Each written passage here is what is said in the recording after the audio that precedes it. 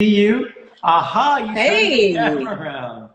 how are you? You figured it out again. I know. The geniuses that we are. How are you doing this fine day?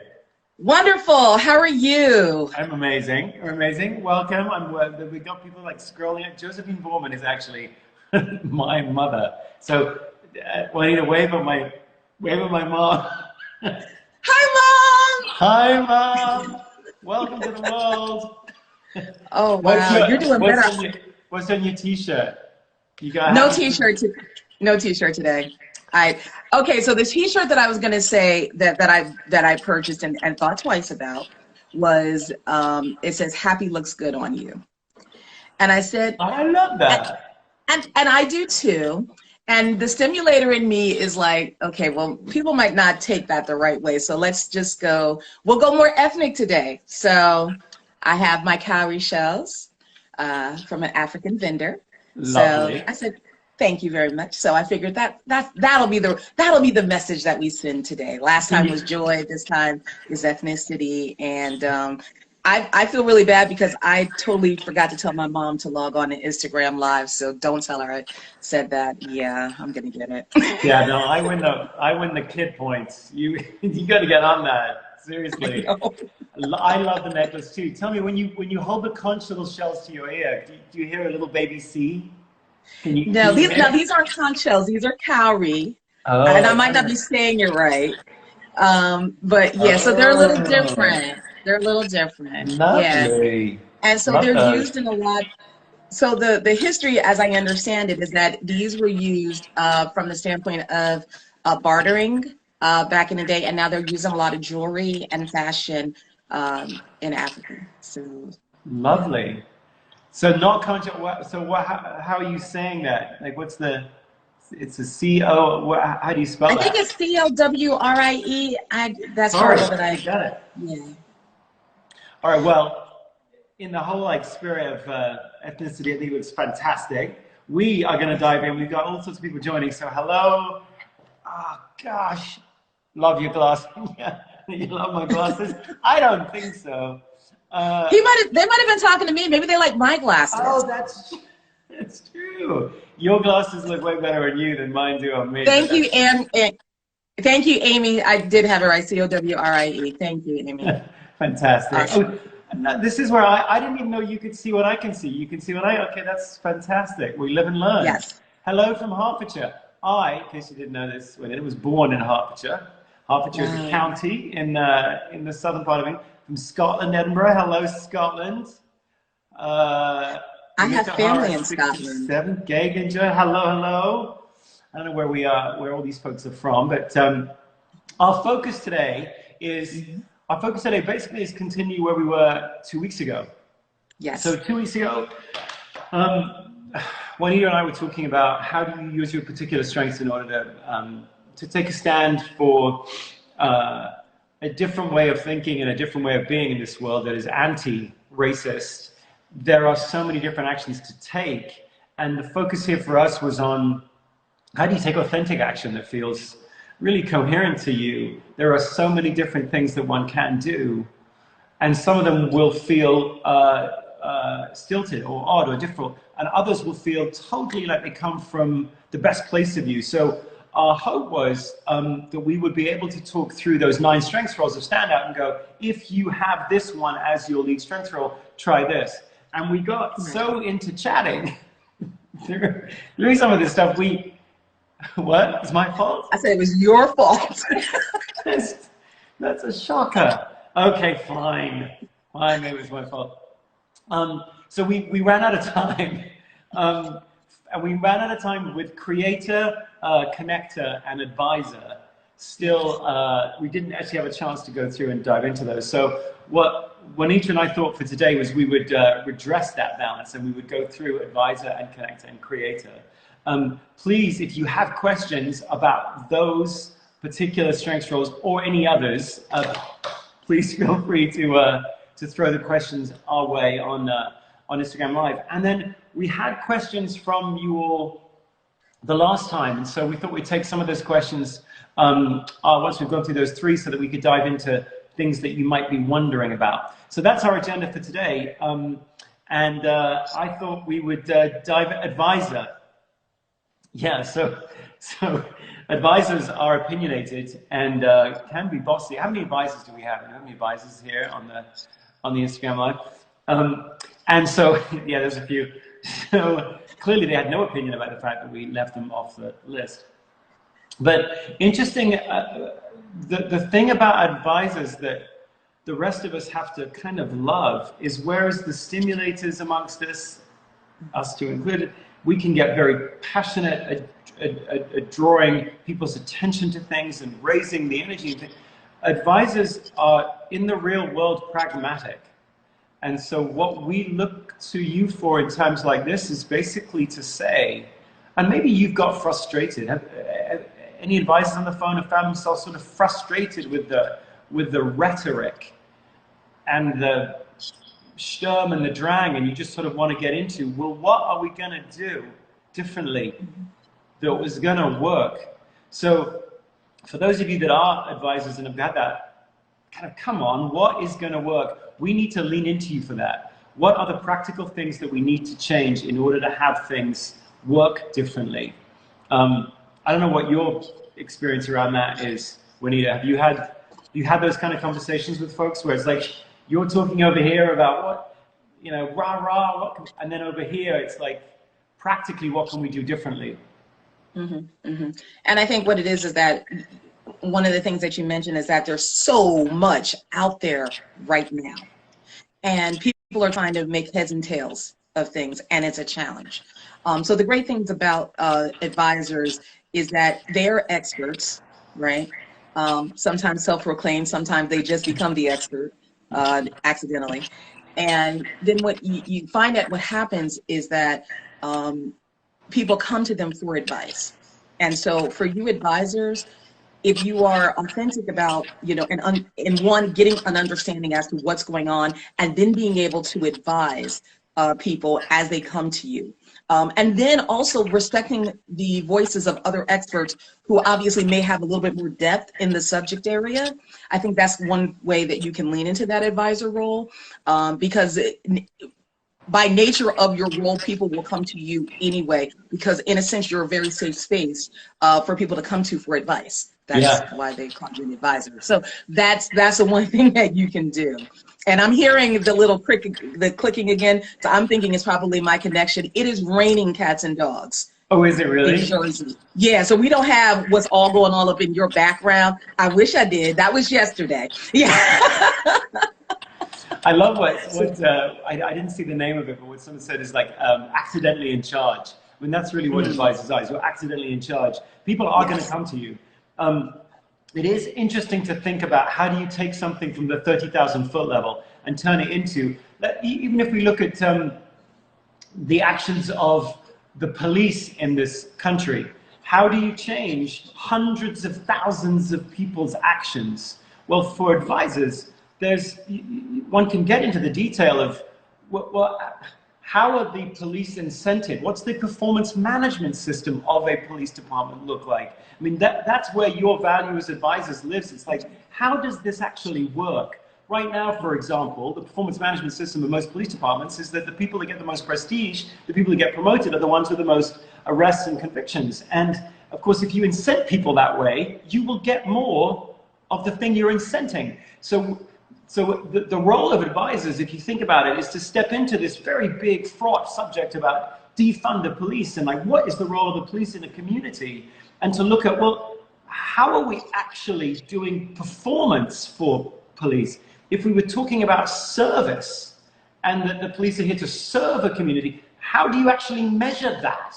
What do you put in a performance system? I mean, that to me, Juanita, that's where advisors get right there. Like, how would that work? Which, of course, is a huge contribution and value as we think about making change. Right, exactly. And it's interesting because I know we talk about the difference between defunding the police versus reforming the police. And I, for one, am all for reforming and understanding that sometimes in reforming, there's going to be a shift in the finances. So there may be some things that, you know, where those social services, where that extra training needs to go, just so that police can be more effective in their role. You know, Yeah. I would like to think, and maybe this is naive of me or just in my hope state, that when an officer is faced with taking someone's life, that there is a little bit of a remorse, right? And especially if it was questionable. I would hate to think that they don't think twice about it. And so because of that, it's sort of like, well, what can we do so we can prevent the steps from things being as fatal? Because you can't come back from that. You can come back from injuries sometimes, but you can't come back from that. And I have friends who are police, and I remember one, he's an African-American gentleman, detective, older gentleman. He always says, he said, you know, the thought is better to be judged by 12 than carried out by 6. And so it's a real, you know, issue if I feel like my life is on the line. But at the same time, there's definitely opportunities for training, but there has to be a willingness on the part of police. And I was just having this conversation last night with a very good friend of mine regarding what happened in New York a few years ago. And when you have police unions, and unions have their place, right, in our history, because people were being taken advantage of. But now things are a lot different. So the question is, well, how do unions still have a place? But because of their length of time in existence and the number of people who are in there and how they persuade their members and things of that nature, the heavy influence that you have in unions, that's a really interesting system to try to dismantle. And that's why we need advisors and all the other strengths, you know, as well, those other roles as well, but to be able to go and speak, you know, the truth and the history to those things. If you even understand where police came from, a lot of times in the South, they came to enforce Jim Crow laws. Yeah. So even inherent in police force, well, let's move on. I could go all day on that one. But the role of advisors is, if you are one, I mean, somebody just wrote like natural problem solvers. There's so much emotion. It's so fraught.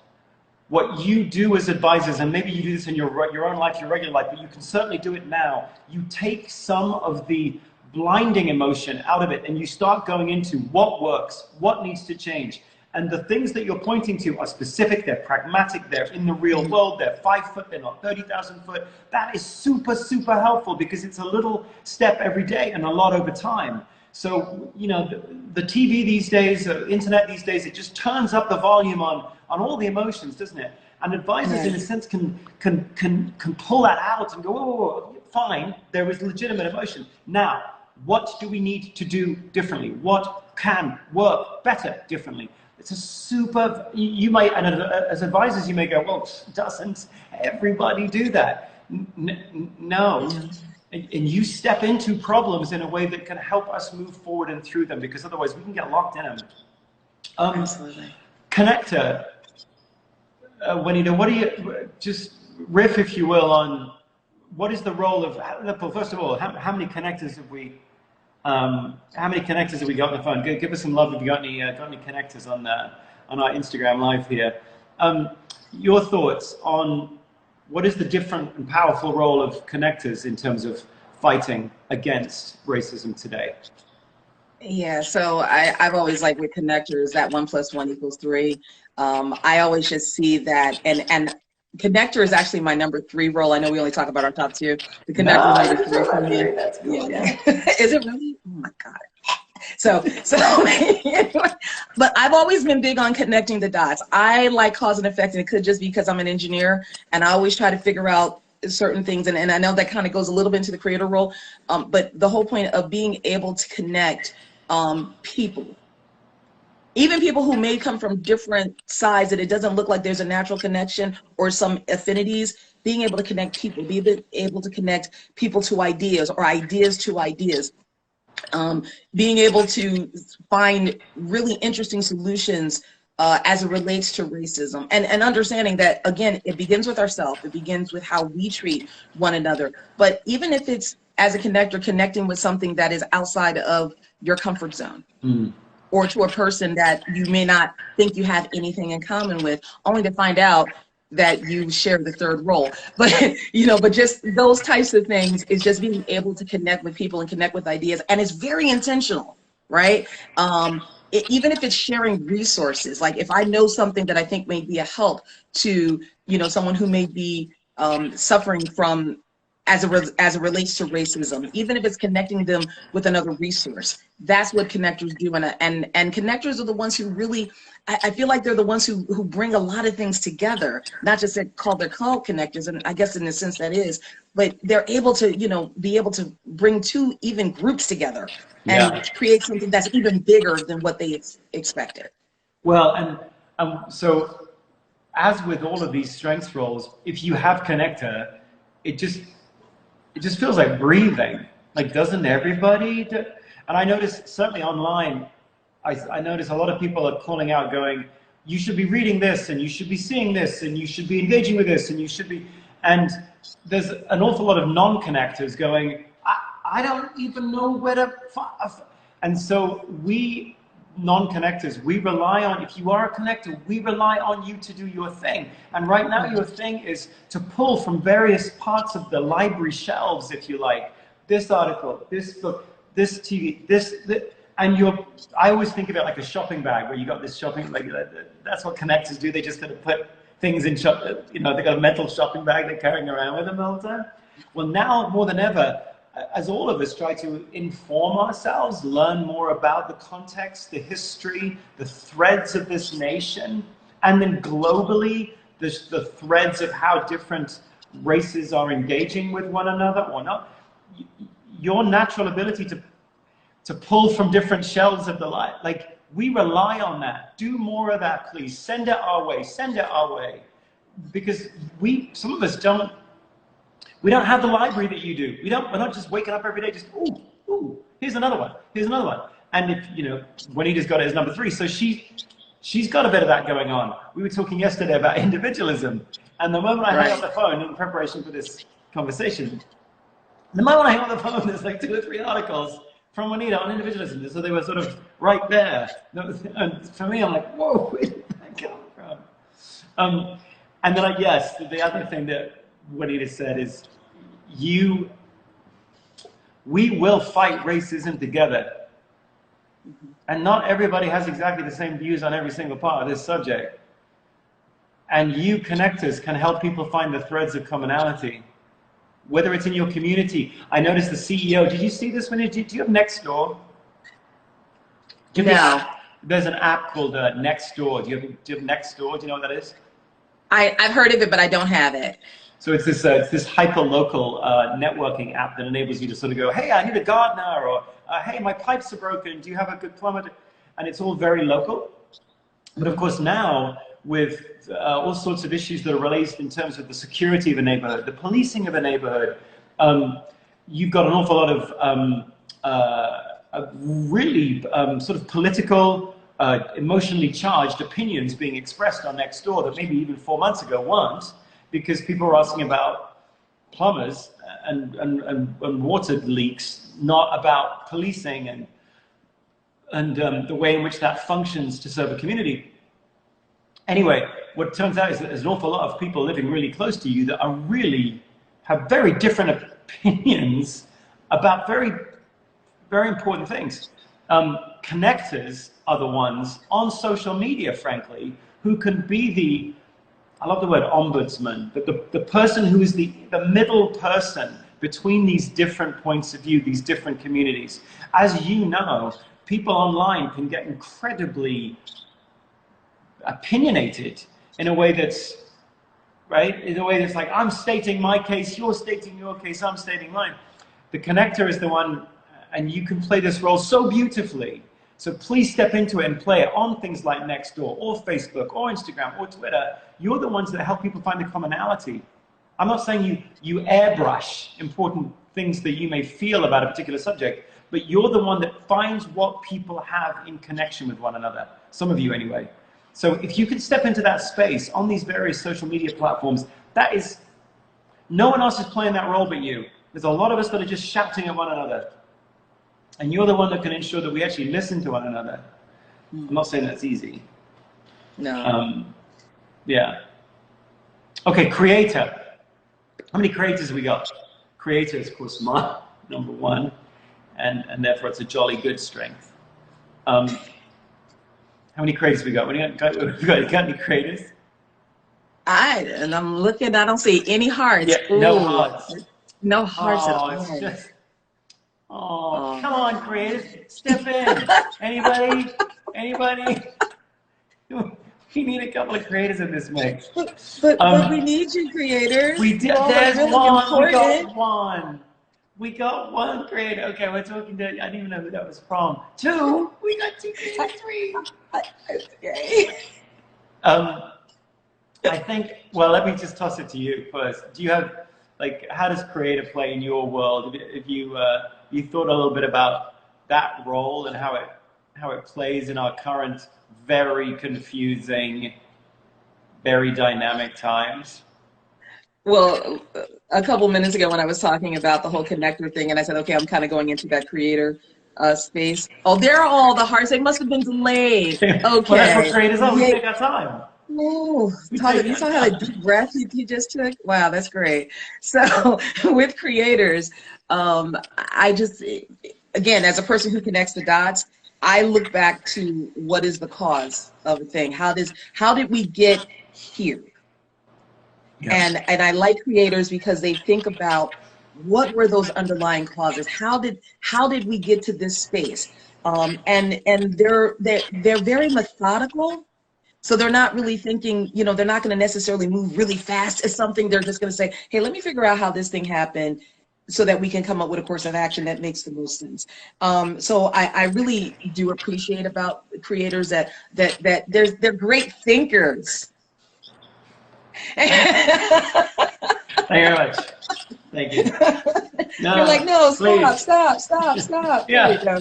Stop. Just a little more. No, just give me just a little more. And so that's, and so even being able to explain, again, why we're here, why other things in the past haven't worked, and, that type of thing is, I think they bring an awareness that is probably previously missing from people. And this kind of goes into one of the questions that came up the last time, is like, what can we talk in terms of talking to our kids about, our history? The reality is, a lot of the stuff that we're learning today about how things that happened in the past, we didn't learn in school. We didn't learn in our history books, because history is written by the oppressor, right? Or as the saying goes. So there's, not only is there Black history missing in a lot of our history textbooks, and every now and then they'll come up, because it's February and we should do something. It's also because it's when I have politicians who think that slavery was one of the best things that happened to Black people, I'm like, well, hold on a second. Wait a minute, what? What we did well under that, and so it just shows about how even in our educational system, there are so many things that are lacking.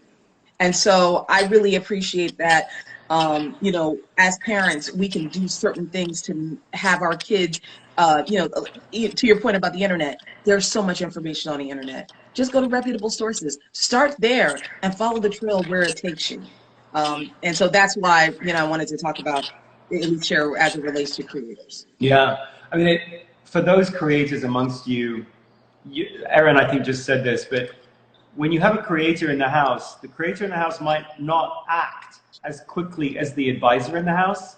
The advisor in the house has 14 things we need to go do right now.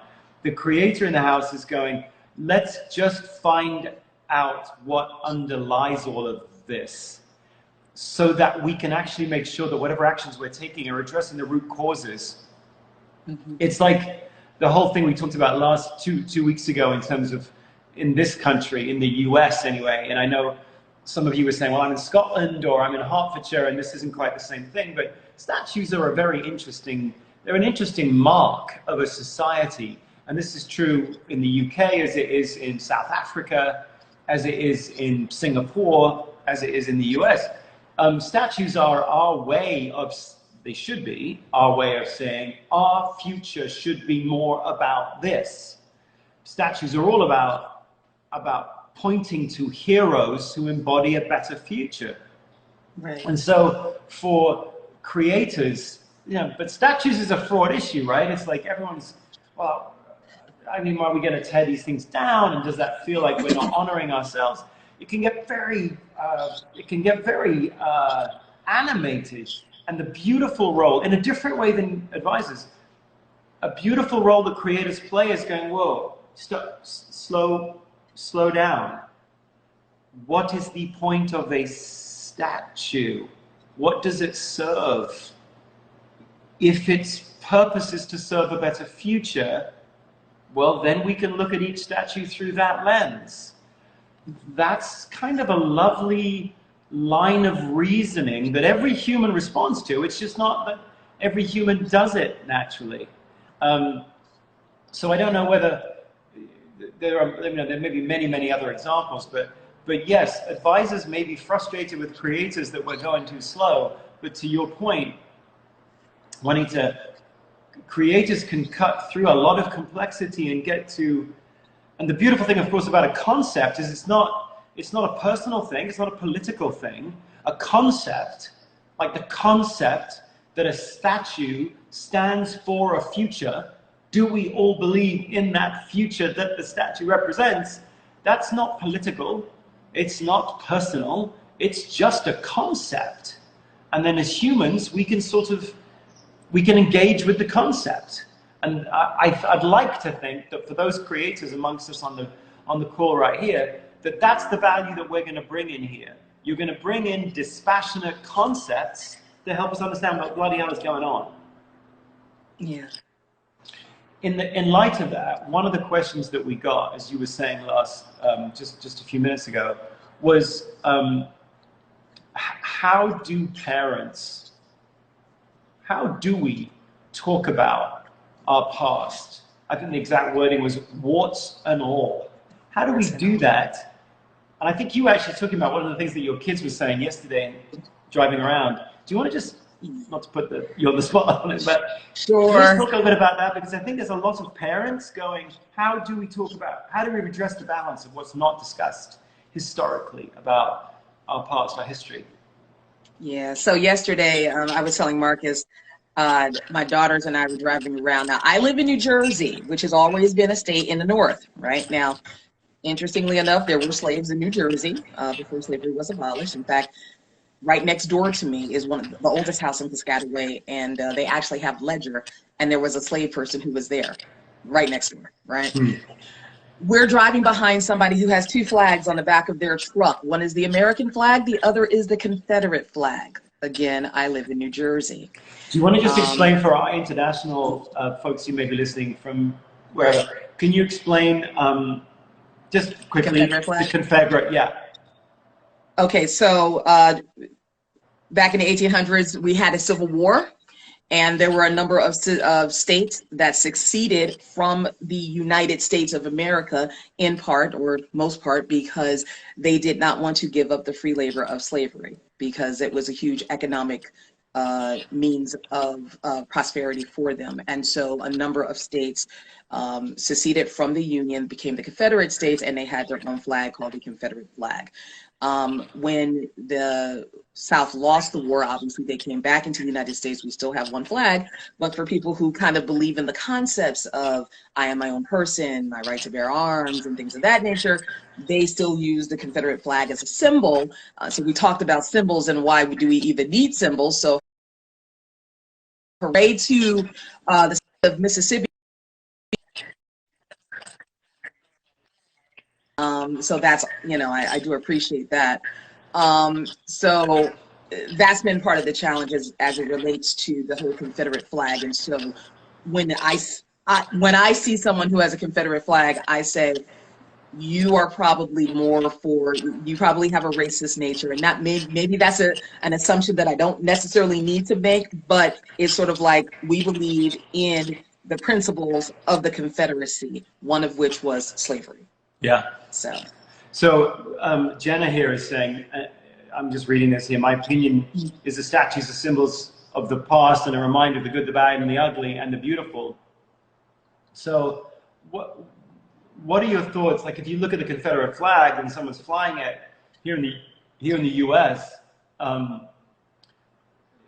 when you talk to your daughter about that,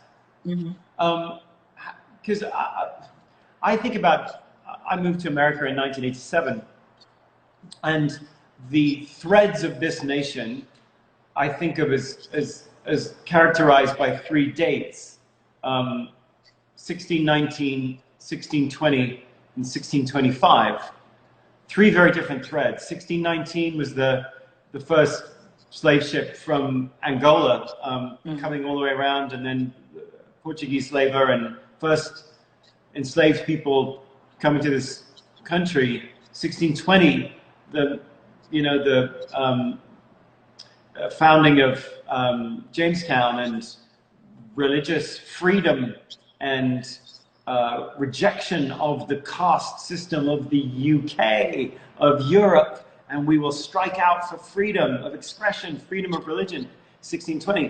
1625, the Dutch bought Manhattan from the indigenous people of Manhattan for 60 guilders.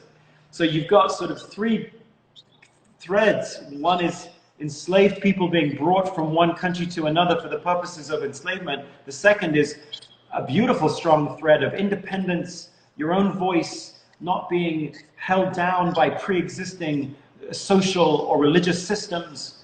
That's 1620. 1625 is the beginning of probably systematic exploitation of the indigenous people of this country.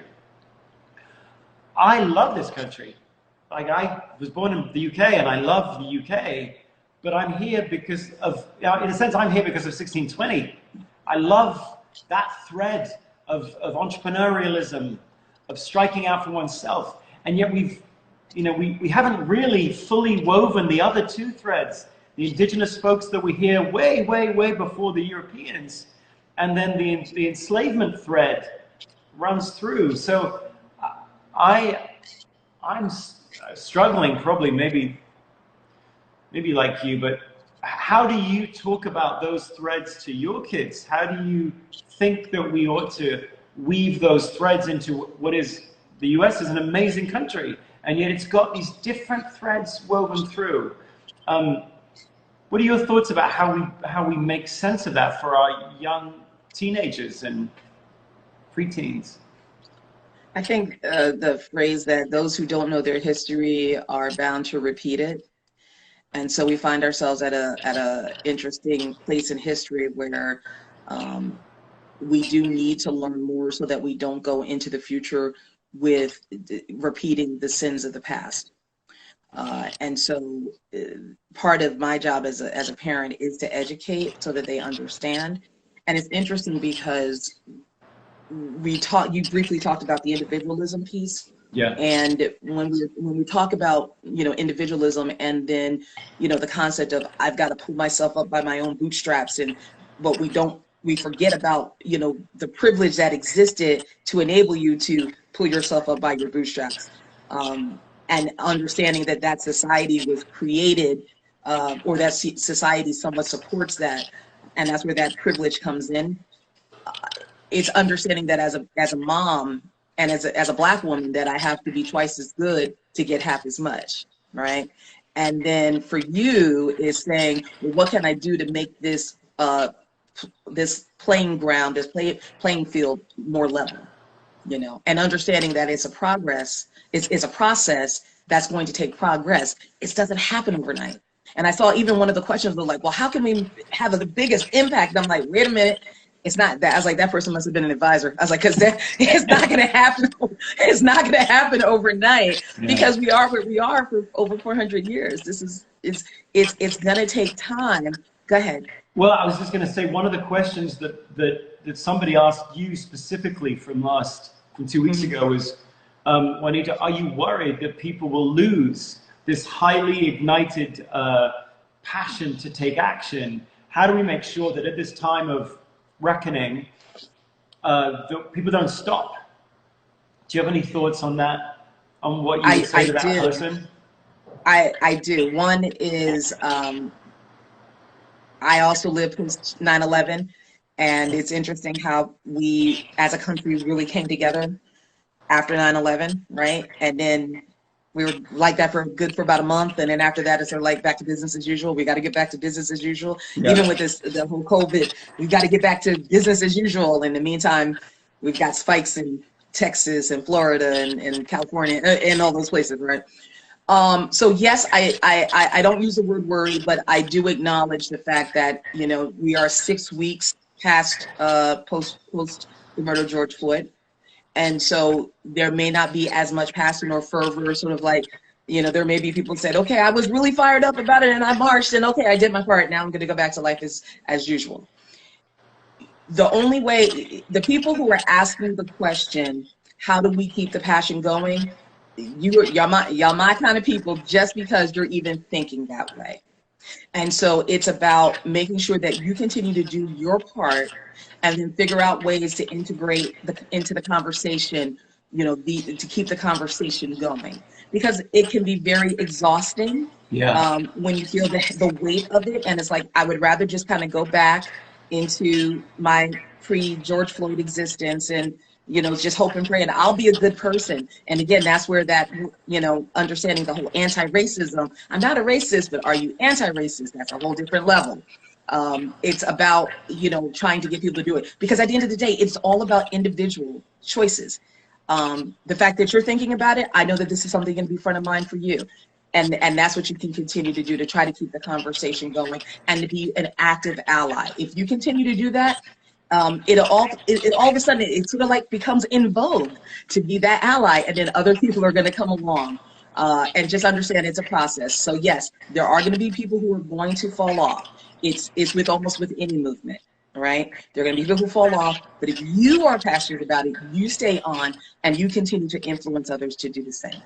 So one of the other questions that was asked was in the spirit of like not losing the passion and not losing that. And I wanted to sort of go with those questions, but also go with some of these that we're seeing. So I'll just ask this one, and we'll try and capture some of the ones that are coming through. Someone was asking, how do we use Standout as part of a broader diversity and inclusion initiatives inside of companies? Are you a fan of D&I initiatives inside of companies? Are you a fan of like, as those initiatives as a way to maintain the momentum and maintain the energy? And how does something like a strengths assessment like Standout play into D&I initiatives like that? And that's a good question. Now, first of all, disclaimer, I am not a DEI expert. So I just wanted to put that out there. I do a lot of reading. But the advisors will. Yeah, but I just wanted to share that. But as it relates to the initiatives, the first one is support the company initiatives. Right, that's the first thing that you can do, is that find out what the DEI initiatives are within your organization, and if it's being an ally circle, some organizations have that. Some of the employee resource groups, reach out to those leaders and say, hey, I want to see what I can do, because I want to do my part to be more supportive. If you are an executive in an organization, there are some things that you can sponsor. So, you know, be an active sponsor in those things. And then figure out, you know, when you go through your assessment, you look and see, well, where do I see that I can lean into it? And Marcus, kudos to you and the team for putting together the 9 roles, what specific actions people could take. So right there, that's a really good place to start, a good springboard as well. But it's all about educating yourself and figuring out, okay, whatever resonates with you, that's probably a really good clue as to maybe some ways that you can lean in. I know that as part of your work, Juanita, you think a lot and talk a lot about intentionality and accountability. Mm-hmm. Can you speak a little bit to that in terms of maintaining, I mean, I watched, like you, we both watched Hamilton over the weekend. You did. And there's that line in there, this is a movement, not a moment. I didn't realize that's where it was. Anyway, can you talk a little bit about individual accountability, individual intentionality around making sure that this is a movement that keeps moving as opposed to some sort of faddy thing that we think is a moment? Yeah, who else? Did anyone else watch Hamilton over the weekend? I bet it's like, if you were going to run a survey, I bet it's 96.2% of the people on the phone right now are like, Hamilton, yeah, watch that over again. Any thoughts? I know you're huge on accountability and intentionality. So any thoughts on how that plays into this anti-racist movement? So there are a couple of mantras that shape me. One is, to whom much is given, much is required. And so because of that, intentionality for me is all about what deliberate action am I going to take as it relates to whatever the subject matter is. So as it relates to diversity, equity, and inclusion, if I am aware of something that is unjust, how will I intentionally address it? Is it being an ally? Is it being one-on-one personally with the individual? Is it going to a sponsor? Is it getting more educated? Whatever intentional action I can take, because basically intentionality is all about choices. It's sort of like, I see a situation, how will I address it? What deliberate action steps am I going to take to address it? And that's where the intentionality comes in for me. From the accountability part, it's I am my brother's keeper. And my brother doesn't have to look like me, though I do have a brother. They don't have to look like me. So in other words, yeah, and that's where it is. And so that's where that comes in, is sort of like, I think of, and again, where my faith kicks in is that I think about the story of the Good Samaritan. And I think about how a person who had a totally different racial standpoint or what have you, assisted somebody who was in need, and didn't do it because they were going to get paid, didn't do it for whatever reason other than, I see a need and I'm going to address it. So there's actually an intersection between intentionality and accountability. But because I think I'm somebody's keeper and I'm accountable to other people, I'm accountable to my husband and to my children, and I'm accountable to other people just because we share this space called the earth and the air that we breathe, and our blood is all the same. You don't look at the blood and say, oh, that blood came from this person or that person. I mean, yeah, you can get into the different things to see, oh yeah, the types. But at the end of the day, if you need transfusion, you're not gonna say, oh, well, they were from black, I don't want it. No, you want whatever's gonna give you life. And so from an accountability standpoint, if I understand that I'm accountable to other people for their life and their happiness as well, and I don't want to do anything to mess that up, that's where the accountability comes into me. And as leaders, the higher you go up, the less right you have to yourself. Because for me, leadership is service. And so I am in the service of other people. Yeah, human consultant says, who is my brother, who is my sister? Well, everybody is. It's interesting, you just said blood type. I don't know how many creators on the call here have noodled about blood type. Because, blood and race, and it's all like, those words get weirdly conflated. And yet, to your point, blood type, if you're a type O and you need a blood transfusion, you need type O blood. You know where it came from. You don't know what race the person was. It's a designation of a particular type of blood that is necessary for you, and you have a very significant amount in common with people who are type O as well, because you need that kind of blood and you reject other types of blood. Mm-hmm. In a weird way, Standout is sort of trying to do the same thing, in the sense of saying, we're trying to understand the uniqueness of people in a way that there is a typology to it, I suppose. I mean, as we've talked about before, the Standout roles themselves they're not an end label. They are a beginning doorway to curiosity about the human. But they are race independent in the same way that blood type is race independent. Can you talk a little bit about individuality? There's individualism.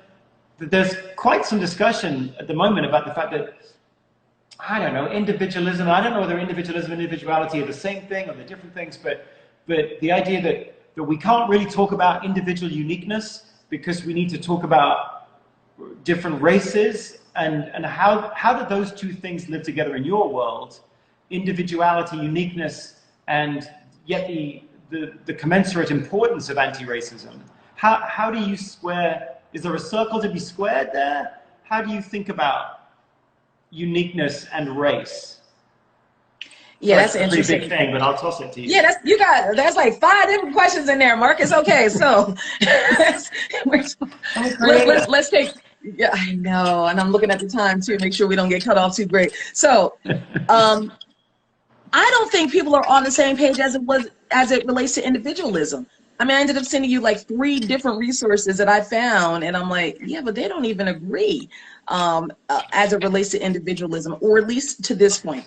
With individualism, I believe it started off for that whole, you know, I pull myself up by my britches and I make things happen, and our country is entrepreneurial capitalism, et cetera, and we're doing that. And so I think what happened was individualism, when it started, was a great idea, and then it just kind of morphed into this thing where privilege has come in, and now it is what it is, right? Or the way people look at it. Not an authority, but that's just based on the reading that I saw yesterday. But individuality, we are all created unique and as individuals, and it's something that needs to be celebrated. And the problem is that when people try to become too much like everyone else, then they are negating how they were created and everything that they have inside of them. And so I have a challenge with, and again, if you look at it from the academic term, from Hofstede's cultural work that he did, it's about the collectivism and individualism, and so they're in the Western world it's more individualistic, but not in the other worlds. And so I get it from that standpoint, what they're saying, where some countries where we have this more communal communal the way that we live, right? And so but so it doesn't necessarily fit. You can't take individualism in the United States and put it in Japan. There was a study about it. Like, they don't know what to do with that. Right. And so here's the thing. Lean into who you are and your uniqueness. Even, Marcus, when you're talking about our genius is precise. That's one of the things that you talked about in the book. It's understanding that you're created so wonderfully and with so many great things, and we need it in this world, and it just needs to be directed in a way that is positive and in the service of making this world a better place. And that's where I look at it, from our uniqueness and our individuality. I'm not looking to be the next Marcus Buckingham or the next Oprah Winfrey. I'm just looking to be the best Juanita Daly. Yeah. And everything that I have, and I'm trying with my children, as different as they all are, trying to help them figure out what is it for them, and helping them create who they are. And then as an influencer, not influencer in the role, but as a person who influences other children, other women, other men, I'm trying to figure out, what can I do in service of your uniqueness so that you can bring to the forefront that which is going to be a help and a contribution to our world. So that's kind of where I see that unique individuality and then individualism. I don't, and because people are still kind of saying, well, I also believe that I have a responsibility to be the best that I can be, whatever the situation. And so as an individual contributor, I think that's a responsibility that I have. So I don't know if that answers that particular question or a couple of questions. No, I think that's kind of where I'm coming. That's super helpful. And for those of you on the call right now who are influencers yourself, I don't mean in terms of the Standout labels, but and we need to come back to that word label, by the way, because I saw a couple of questions go by around that. But that's super helpful for those of you who are influencers. Draw that distinction for your communities between individualism and individuality. Individualism has got some problems because it's all about pulling yourself up by your bootstraps. And as Juanita was saying, the floor has been tilted against various racial communities in a way that makes pulling yourself up by your bootstraps disproportionately difficult for some races over others. And this is true around the world. We can all point to different examples of that around the world, we tend to do that. And when you have power and you are the oppressor and you can tilt the floor in your favor, alarmingly and annoyingly and upsettingly, we do tend to do that a lot. And so therefore to invoke individualism in the face of a floor that is tilted like this becomes arrogant and oppressive. That's different than individuality, which is what I heard you say anyway. You know, you got 3 kids.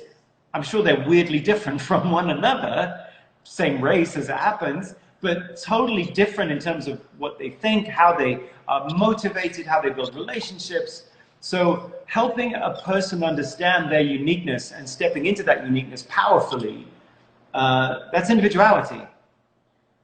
That's got to be a jolly good thing because it speaks to accountability, right? And what you were saying? Yeah, and I think it is. And that's what we just, and again, that whole accountability, folks, just be accountable one to another. That even speaks to humility. You know, where I'm missing it, if I'm missing it, I give you permission to tell me, Juanita, you're missing it here, totally off base here, you know, or, and me being open enough to hear what you have to say and to be, and to respect that. Yeah. You know, and even if I don't agree, but, you know, I have accountability partners, people who I say, listen, if you see me going off the rails, I give you permission to, you know, and I've had other folks in my life who've said the same, you know, to me, especially, you know, my pastors are Italian. And one of the things that, you know, they said in the way of all this. I heard that as, sorry, I heard that as my pastor is Italian. I'm like, of course your pastor is Italian. But you were saying, my pastor is Italian. Is that what, that's what you said, right? No, okay, did you say my pastor, as in the person that I go to church with every Sunday? That's what I was talking about. Not that my pasta is Italian. Sorry, I thought you said your spaghetti is Italian. So I'm like, gotcha. Of course your spaghetti is Italian. You were saying the person at your church who runs your church is Italian. Yes. Is what you were saying. Yes. Okay. That's what I was saying. And their pasta is Italian too. But my point is that one of the things, and I appreciate this about him in particular as a husband and wife, but one of the things that I appreciate is that he said, listen, if I've done anything, if I've said anything, I give you permission to tell me about it. Let's talk. I want to make sure that I'm, you know, doing, you know, or if I've offended you, I want to know. And so he's been very sincere in that, and having Zoom calls, talking to different people to talk about, you know, racism, racism in America, racism in the church, etc. He's been talking about that. And I appreciate that he puts himself out there, you know, to do that. And so it's just one about, it's about being humble enough, you know, to say, hey, I may not have this right, and I'm okay with you correcting me. But a lot of times people who are very guarded or very defensive, but I'm not a racist, I'm not that, it's not me. It's like, whoa, take a deep breath. We just want to maybe bring something to your attention that you might not have otherwise thought of. And that's all it is. And that goes back even to the questions about microaggressions. Somebody asked the question, Juanita, what are some other microaggressions? Yeah, can you give us some examples? I've got the question. You could just give us some examples of common microaggressions. Like, by the way, I hadn't even heard that expression, microaggressions, until George Floyd's death. I'm like, I hadn't. So I'll shut up. Yeah, can you what? No, and that's fine. I shared one the last time was, oh, you speak so well. Okay, that was the one. The other one that also I've heard. What do you say when somebody says that? What's the comeback? What's the? Well, like I said, the last time it was, oh well, how did you expect me to sound?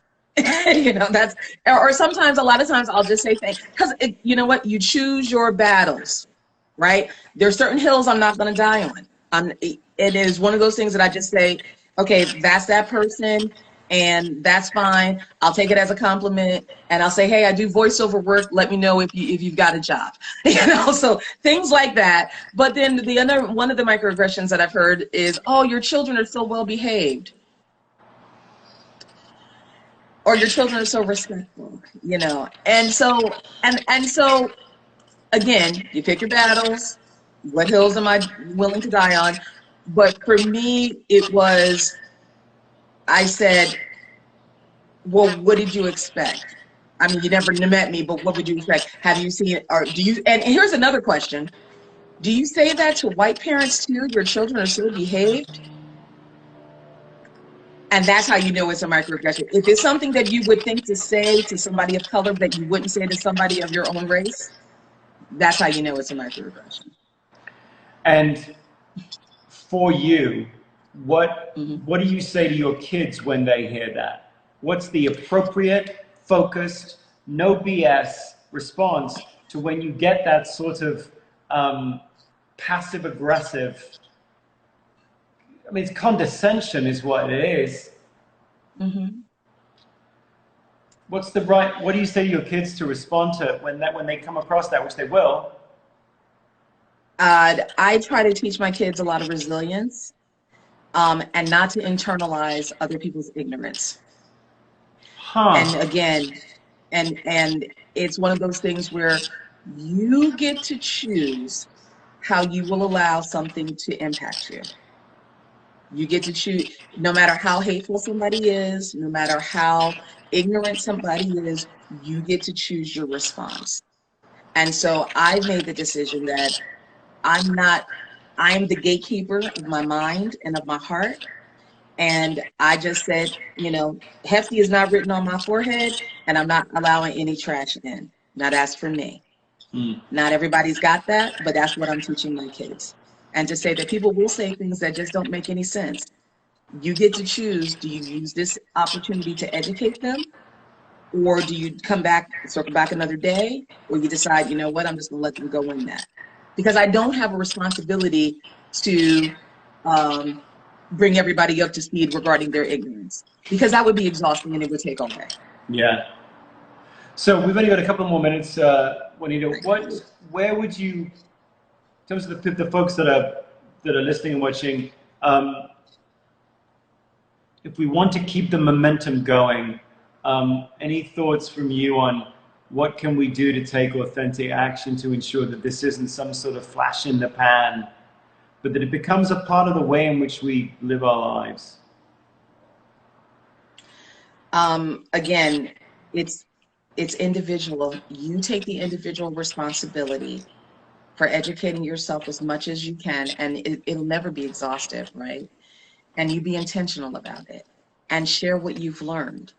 And then when you hear something or say something that, because guess what, with education, we become more enlightened. And so when we hear something that comes against something that we learned, that provides an awesome opportunity for you to say, hey, wait a minute, let me tell you what I learned, or let me share with you how this might not necessarily be cool.